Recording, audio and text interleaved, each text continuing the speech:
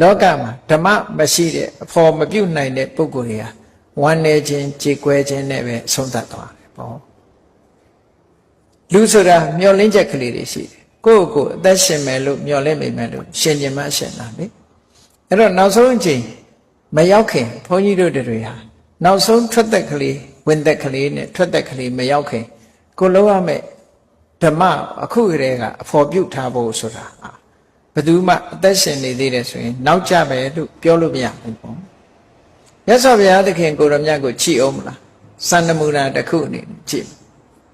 မြတ်စွာဘုရားသခင်ကိုရောမြတ်တက်တော်80ပြိဋိဘံစံဖို့အတွက်10လလောက်ပဲကြံတော့တဲ့အချိန်မှာယောဂဝေဒနာအကြီးကျယ်ဖြစ်လာအင်တန်မှပြင်းထန်တဲ့ယောဂပဲသိဆုံးခြင်းဆိုတဲ့အနေအထားမျိုးကိုကတ်သွားတဲ့ယောဂမျိုးလို့ဒီလိုဆိုလို့အဲ့ဒီလိုယောဂဖြစ်တဲ့အခါကျတော့မြတ်စွာဘုရားကဘာစဉ်းစားတော့ဆိုအခုချိန်ငါပြိဋိဘံဆံလိုက်လို့ရှိရင်